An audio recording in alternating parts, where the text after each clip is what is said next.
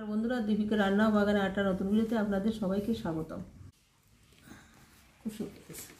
আজকে আমি রান্না করেছি বাসন্তী পোলাও আর কষা দেশি মুরগির মাংস। মুরগির মাংসটা আমি সব মুরগির মাংস, দেশি মুরগির মাংস, কষা কষা মুরগির মাংস রান্না করেছি।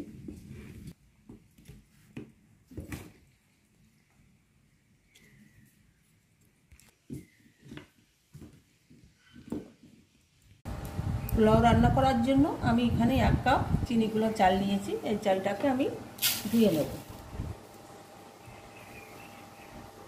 এখন ধুয়ে নিচ্ছি। চালটাকে আমি ধুয়ে জল ঝরিয়ে নিয়েছি। এখন চালটাকে আমি এইভাবে ছড়িয়ে রেখে দেবো আধা ঘন্টা, যাতে জলটা শুকিয়ে যায়। বন্ধুরা, দেশি মুরগির মাংস কষা করব। এই দেখুন, এখানে 1 কেজি, বেশি 1 কেজি 200 দেশি মুরগি আছে। এর জন্য আমি মশলা করে নিচ্ছি। এটা আমি রান্না করব। এখানে নিয়েছি আছে লঙ্কা, গোটা জিরে, রসুনের কোয়া, আর নিয়েছি আছে ধনের গুঁড়ো। ধনে একটু বেশি চিবড়ি টিবড়ি রয়েছে, তার জন্য আমি একটু বেটে নেব। মশলাটা আমি শিলে বেটে নিচ্ছি।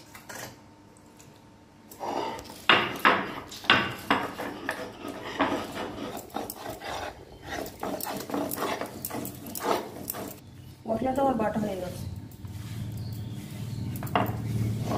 এখানে নিয়েছি চুই ঝালটাকে একটু থেতো করে নিচ্ছি।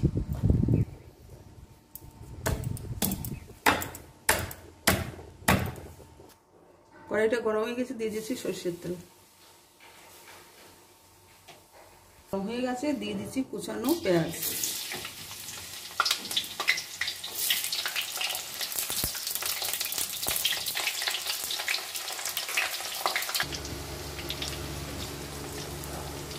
এই পেঁয়াজের ভিতরে দিয়েছি এলাচ, লবঙ্গ, দারচিনি, একটা শুকনো লঙ্কা, দিয়ে দিচ্ছি গোটা জিরে। পেঁয়াজটা একটু লাল লাল করে ভেজে নেব। সেই সঙ্গে গোটা মশলা সব ভেজে নেব। এখন দিয়ে দিচ্ছি থেতো করা চুই ঝাল, আর দিয়ে দিচ্ছি বেটে রাখা যে মশলাটা আমি বেটেছিলাম, সেই মশলাটা।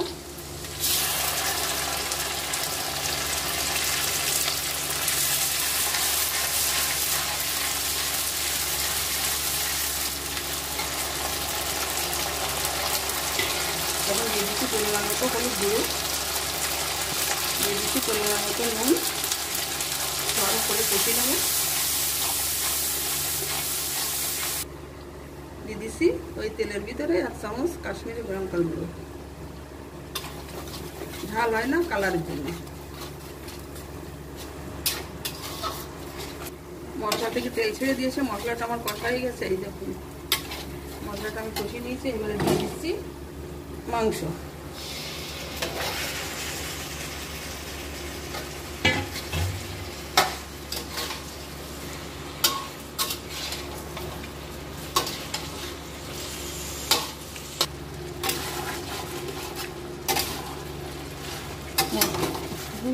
শুধু ভর্তি থাকে কড়াইটা।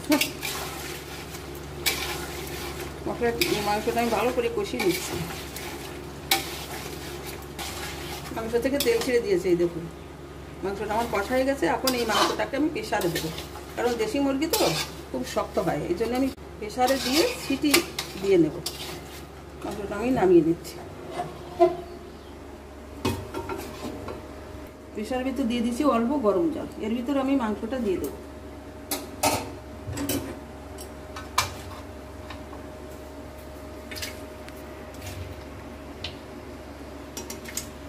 পুরো মাংসটা আমি প্রেসারে নিয়ে নিয়েছি। এখন আমি ঢাকনাটা দিয়ে দিই, সিটি দিয়ে দেবো।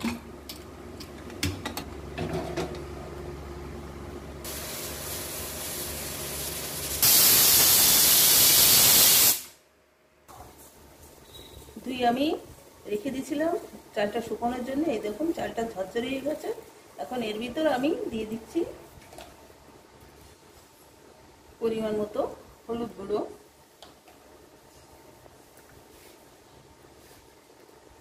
মতো নুন, দিয়ে দিচ্ছি পরিমাণ মতো গোলমরিচ গুঁড়ো, দিয়ে দিচ্ছি পরিমাণ মতো গরম মশলার গুঁড়ো, দিয়ে দিচ্ছি 2 চামচ চিনি।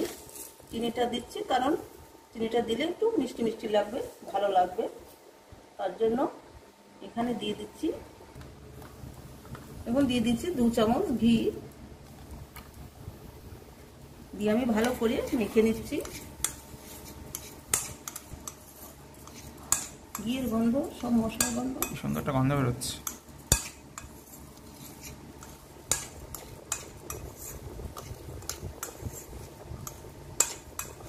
ভালো করে আমি সব মশলা চালের সঙ্গে মেখে নিয়েছি। এখন আমি এইভাবে রেখে দেবো আধা ঘন্টা।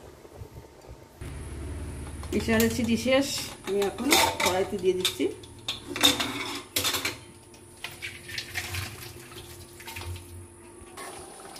কড়াইতে দিয়ে আরেকটু ফুটিয়ে নেব, কারণ মুরগির মাংস একটু কষা কষা রাখবো তো, তার জন্য আমি আরেকটু ফুটিয়ে দিচ্ছি, জলটা শুকিয়ে দিচ্ছি। বন্ধুরা, মাংসটা আমার রান্না হয়ে গেছে। এই দেখুন কত সুন্দর কষা কষা রান্না করেছি। একটু তো ঝোল না থাকলে আবার বাসন্তী পোলাওর সঙ্গে খেতে হবে, তো একটু ঝোল না হলে কী করে খাবো, তাই হালকা একটু ঝোল ঝোল রাখলাম। এবার আমি এখন নামিয়ে নিচ্ছি, আমার মাংসটা রান্না হয়ে গেছে।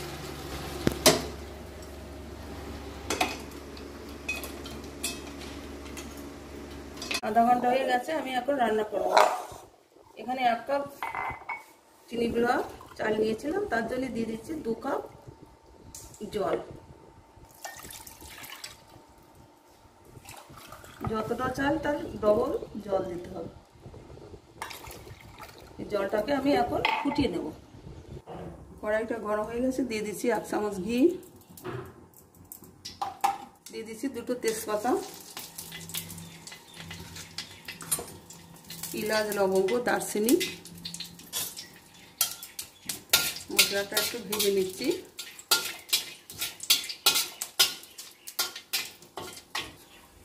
দিয়ে দিচ্ছি কাজু বাদাম। কাজু বাদামটা একটু হালকা করে ভেজে নিচ্ছি। কাজু বাদামটা আমি জল দিয়ে ধুয়ে রেখেছিলাম। এবার কিশমিশ দিয়ে দেবো। কিশমিশটা আমি জল ভিজিয়ে রেখেছিলাম।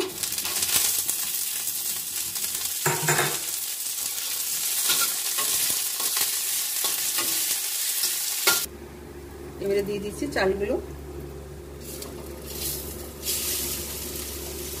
এই দেখুন আমি এই পাশে জলটা ফুটাতে দিয়েছিলাম, জলটা ফুটিয়ে গেছে। এই ফুটান্ত জল আমি ওই চালের ভিতর দিয়ে দেবো। চালটাকে আমি 3 মিনিট ধরে ভেজে নিয়েছি, চালটা আমার ভাজা হয়ে গেছে। দিয়ে দিচ্ছি এখন এই ফুটান্ত গরম জল।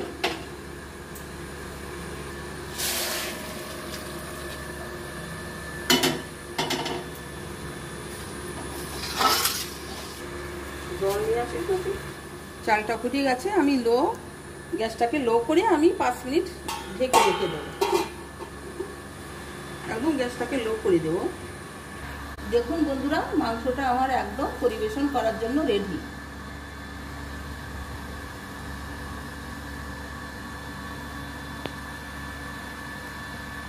5 মিনিট হয়ে গেছে, আমি ঢাকনাটা তুলে নিচ্ছি, একটু ঘুটিয়ে দিচ্ছি। এখনো জল আছে, চালটা আমার এখনো সিদ্ধ হয়নি, সিদ্ধ হতে বাকি আছে। আবারও ঢেকে দেব।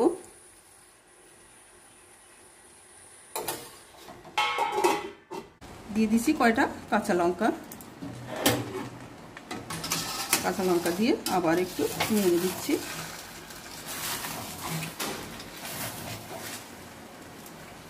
বন্ধুরা, ভিডিওটি ভালো লাগলে লাইক, কমেন্ট, সাবস্ক্রাইব করবেন। আর আমার এই ভিডিওটি যারা ফেসবুক থেকে দেখছেন তারা পেজটিতে ফলো করবেন। ধন্যবাদ। দেখা হচ্ছে আবার পরের রেসিপিতে। সবাই ভালো থাকবেন।